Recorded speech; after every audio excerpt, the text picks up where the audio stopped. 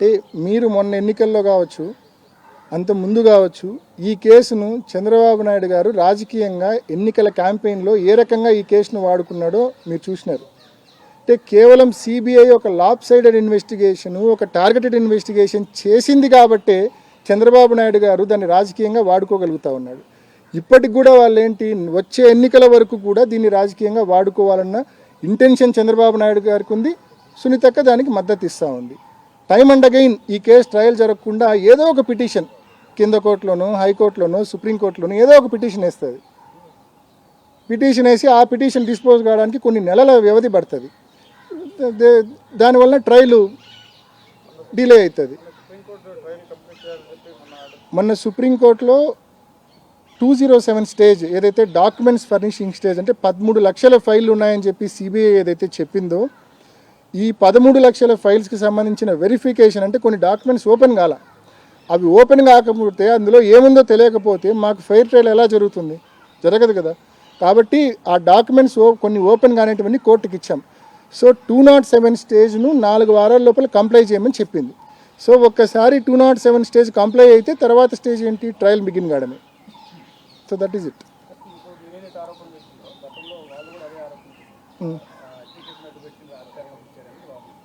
హత్య కేసును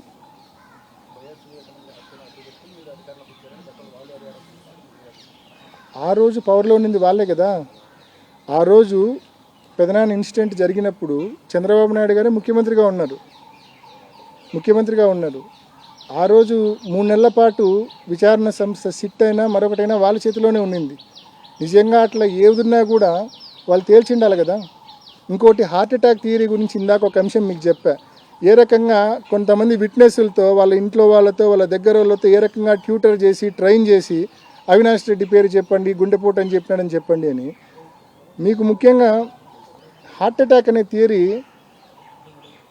పెదనాన్న చనిపోయిన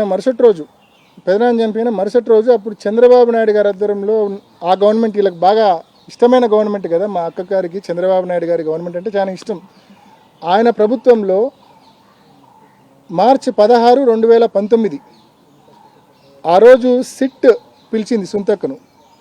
సిట్ పిలిచి ఒక స్టేట్మెంట్ రికార్డ్ చేసింది. సునీతక్క దగ్గర చేసింది, రాజశేఖర్ గారి దగ్గర చేసింది, సౌభాగ్యమ్మ గారి దగ్గర కూడా చేసింది అనుకుంటా. బట్ సునీతక్క రాజశేఖర్ గారి దగ్గర అయితే చేసింది.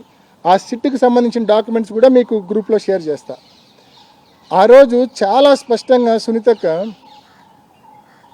అది గుండెపోటు అని చెప్పి తాను అనుకున్నానని చెప్పి, కృష్ణారెడ్డి ఫోన్ చేసిన తర్వాత బాత్రూంలో ఇట్లా చనిపోయినాడు, రక్తం ఉందని చెప్పిన తర్వాత, ఆ లెటర్ కూడా డెత్ నోట్ వాట్సాప్ పెట్టిన తర్వాత, అయినప్పటికీ కూడా నేను గుండెపోటనే అనుకున్నానని చెప్పి సునీతక్క చెప్తుంది. గుండెపోటనే అనుకున్నా, ఎందుకంటే మా నాన్నకు ఒక 1-2 ఇయర్స్ బ్యాకే స్టంట్ వేశారు. ఆ స్టంట్ వేసిన తర్వాత ఇంకా ఫర్దర్ బ్లాకేజెస్ ఉన్నాయి. ఆ కారణం చేత గుండెపోటు వచ్చి బాత్రూంలో పడిపోయి చనిపోయినాడేమో అని చెప్పి గుండెపోటు థియరీ సృష్టించిందే సునీతక్క. దానికి అది నేను విమర్శించడం లేదు. మార్చి 16, 2019 సునీతక్క సిట్ ముందు ఇచ్చిన స్టేట్మెంట్ ఒకసారి చూస్తే మీకే అర్థమవుతుంది. గుండెపోటు థియరీ అనేది పుట్టించిందే సునీతక్క భర్త రాజశేఖర్ అండ్ సునీతక్క వాళ్ళ బ్రదర్ ఇన్లా అంటే వివేకానంద రెడ్డి గారి బ్రదర్ ఇన్లా నరెడ్డి శివప్రకాష్ రెడ్డి, ఎవరైతే నాకు ఫోన్ చేసి క్రైమ్ సీన్కు పొమ్మని చెప్పారో ఆయన. ఇదే విషయాన్ని నేను చెప్పడమే కాదు, ఆదినారాయణ రెడ్డి ఉన్నాడు. ఆదినారాయణ రెడ్డి అని బాగా పేరు మోసిన ఒక బీజేపీ ఎమ్మెల్యే ఉన్నాడు. ఆ ఆదినారాయణ రెడ్డి అనే వ్యక్తి క్లియర్గా విచారణకు పిలిచినప్పుడు స్పష్టంగా సిట్ ముందు చెప్తాడు.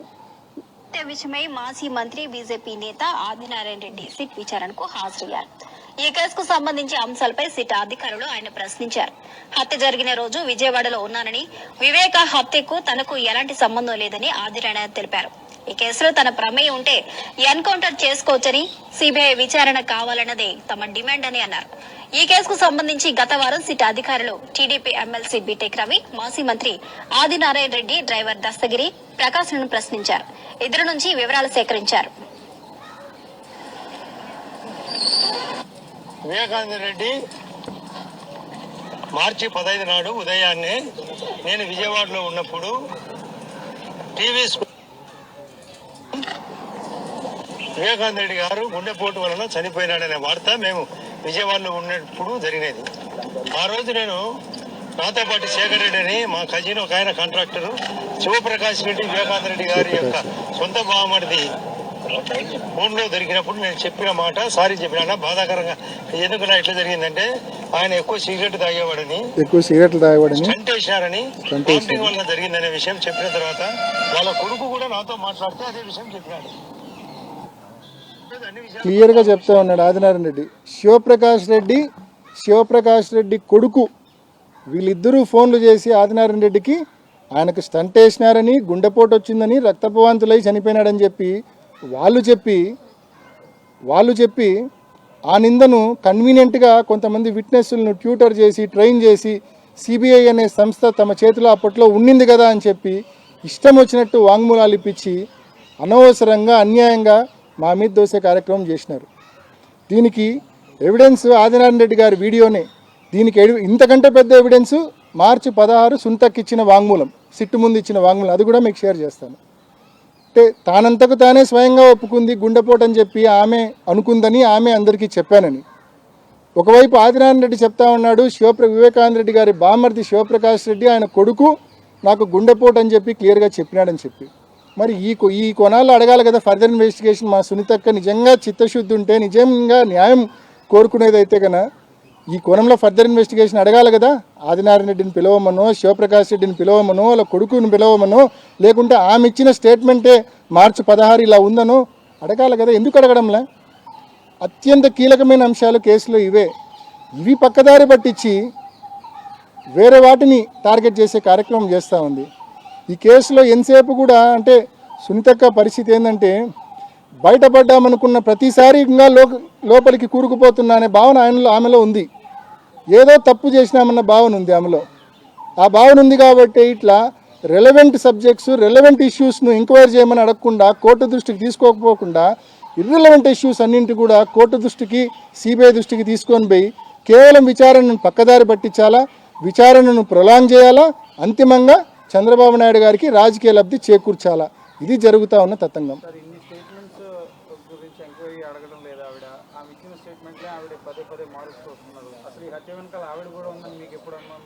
నేను ఇందాక చెప్పిన అంశాలు ఇదే కదా. ఇప్పుడు బేసికల్లీ ఆమె భర్త తీరు, ముఖ్యంగా లెటర్ దాచిపెట్టమని చెప్పడము, ఆ అటెండర్ను సెలవు మీద పంపమని చెప్పడము, ఇవన్నీ చూస్తే భర్త పైన కానీ లేకుంటే బ్రదర్ ఇన్ లా పైన కానీ అండ్ షమీం గారి స్టేట్మెంట్స్ చదివితే షమీం అంటే వివేకానంద రెడ్డి గారి భార్య సెకండ్ వైఫ్ షమీం గారికి వివేకానంద రెడ్డి గారికి మధ్య జరిగిన సంభాషణలు అన్నీ కూడా బయట పెట్టే ధైర్యం సుంతకకు నిజంగా ఉందా? చాలా స్పష్టంగా విచారణలో ఉంది కదా. వివేకానంద రెడ్డి గారు ఆస్తులు ఆమె పేరిట ఇవ్వాలనుకున్నాడని ఉంది. హైదరాబాద్లో ఒక ఇల్లు కొనివ్వాలనుకున్నాడని ఉంది. హెచ్పిఎస్ స్కూల్లో అడ్మిషన్ తీసి చేర్చాలనుకున్నాడని ఉంది. వాళ్ళను పూర్తిగా సెటిల్ చేయాలనుకున్నాడని ఉంది. అన్ని కోణాలు ఉన్నాయి కదా. ఒకవైపు ఈయనకేమో పూర్తిగా డబ్బులు చెక్ పవర్ తీసేసినారు. ఒక పక్క సునీతక్క, రాజశేఖర్ గారు అండ్ సౌభాగ్యమ్మ వీళ్ళందరూ పెద్దమ్మ కలిసి చెక్ పవర్ తీసేసినారు. ఖర్చులకు కూడా డబ్బులు లేని పరిస్థితికి ఆయన తీసుకొచ్చారు. పూర్తిగా ఆయన అవాయిడ్ చేసినారు. లాస్ట్ 3 సంవత్సరాలు ఆయనతో మాట్లాడను కూడా లేదని చెప్పి విచారణలోనే ఉంది, సునీతక్క మాటల్లోనే ఉంది. మరి ఆయన పూర్తిగా అవాయిడ్ చేసినారు, అబాండన్ చేసినారు. ఆయన తాగి ఇంటి బయట పాపం స్టెప్స్ మీద పడిపోయినా కూడా ఇంటి బయట పండింటి రాజశేఖర్ లాంటి వాళ్ళు ఎత్తుకొని పోయి బెడ్ మీద పెట్టారు తప్ప ఎవరు ఫ్యామిలీ మెంబర్స్ ఆయన పూర్తిగా అబాండన్ చేసిన పరిస్థితి మనం చూసినాం. మరి అటువంటిది ఆ కోణంలో విచారణ పోకుండా ఇటువంటి ఇర్రెలవెంట్ ఇష్యూస్ అడగడము, ముఖ్యంగా షమీం గారికి వివేకానంద రెడ్డి గారికి మధ్య జరిగిన సంభాషణలు పూర్తిగా రివీల్ చేయాల్సిన అవసరం ఉంది. వివేకానంద రెడ్డి గారు ఆమెకు ఎన్నో అష్యూరెన్సెస్ ఇచ్చాడు. అవి అమలు చేయకుండానే ఆయన ప్రాణాలు వదిలాడు. అంటే ఆయన హత్య కాబడ్డాడు. మరి ఎవరు చేసి ఉండొచ్చు ఈ హత్య చేయాల్సిన అవసరం ఎవరికి ఉంది?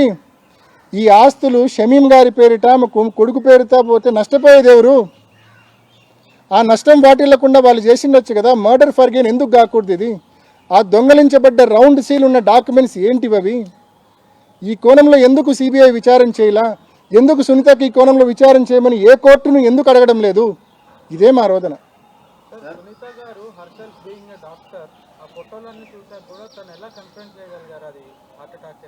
So Harshal being doctor number 1. Number 2, TDP వాళ్ళు ఇప్పుడు మీరు అన్నట్లుగా కొద్దిసేపు క్రితం మీరు మాట్లాడుతూ ఈ ప్రాసెస్ మొత్తాన్ని వాడుకొని 24 ఎన్నికల్లో డిఫేమ్ చేసి గెలిచారని కూడా మీరు అన్నారు. చాలా సినిమాలు కూడా తీసినారు మీ మీద, యూట్యూబ్లో ఎక్కడ పడితే అక్కడ కూడా ఉన్నాయి. వాటన్నిటి మీద మీ యాక్షన్ ఎలా ఉండబోతుంది? బేసికల్గా మీరు చూసినారు గతంలో, అంటే వివేకం అని ఒక సినిమా చేసినారు వాళ్ళు. ఆ సినిమా డైరెక్టర్ ఎవడో తెలియదు, ప్రొడ్యూసర్ ఎవడో తెలియదు, యూట్యూబ్లో ఇష్టానికి రిలీజ్ చేసినారు. కేవలం కొంతమంది క్యారెక్టర్స్ను తీవ్రంగా అసాసినేట్ చేసి రాక్షసానందం పొందేందుకు మాత్రమే అటువంటి సినిమాలు వాళ్ళకు ఉపయోగపడ్డాయి. అండ్ రాజకీయంగా లబ్ధి చేకూర్చేందుకు మాత్రం ఆ సినిమా వాళ్ళకు ఉపయోగపడింది. కానీ పైనున్న దేవుడైనా ఈ రకంగా కొంత వ్యక్తుల క్యారెక్టర్ అసాసినేషన్ ఇంత ఘోరంగా చేస్తే దేవుడు కూడా క్షమించాడు. ఆ చేసిన వాళ్ళకు చేయించిన వాళ్ళకు తప్పకుండా బలంగా దేవుడు మొట్టికాయలు వేసే కార్యక్రమం తప్పకుండా జరుగుతుంది.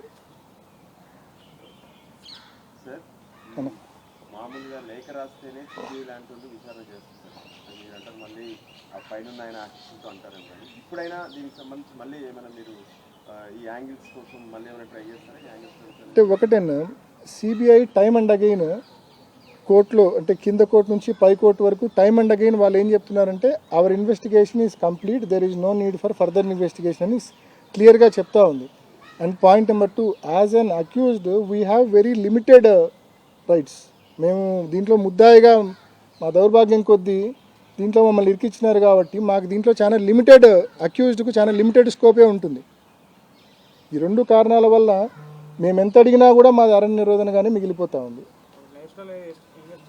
అండ్ రెండోది, ఇందాక మీరు అడిగిన ప్రశ్న కంటిన్యూయేషను, ఫొటోస్ చూడటమే కాదు, అంటే అక్కడున్న Inayatullah and PA Krishna Reddy photos పంపడమే కాదు, సునీతక్కకు లెటర్ ఫోటో పంపడమే కాదు, డెడ్ బాడీ ఫొటోస్ కూడా పంపారు. వెరీ క్లియర్గా మర్డర్ అని తెలుసు. అంత క్లియర్ అని తెలిసినప్పటికీ కూడా పోలీసులకు ఫోన్ చేసి ఎందుకు చెప్పలేదు? నేను పోయి చెప్పే వరకు పోలీసులకు ఎవరు చెప్పలేదు కదా. నేను పోయి చెప్పడమే నేను చేసిన తప్పేమో బహుశా. వాళ్ళ లైన్లో ఉండింటే, ఎవరికి చెప్పకుండా ఉండింటే వాళ్ళు నన్ను మంచి అనేవాళ్ళేమో బహుశా. సో పోలీసులకు చెప్పకపోవడం ఒక ప్రధానమైన తప్పు. లెటర్ ఉందని తెలిసి, గాయాలున్నాయని తెలిసి ఎందుకు వాళ్ళు దాన్ని గుండెపోటుగా వాళ్ళే ఎందుకు అనుకున్నారు, ఎందుకు బంధువులకు చెప్పారు, ఎందుకు ఆదినారాయణ రెడ్డి వంటి వాళ్ళకి చెప్పారని దానికి ఆన్సర్ వాళ్ళు చెప్పాలా. సిబిఐ కూడా ఆన్సర్ చెప్పాలా. వాళ్ళు విచారణ చేసింది కదా సిబిఐ కూడా ఆన్సర్ చెప్పాలా.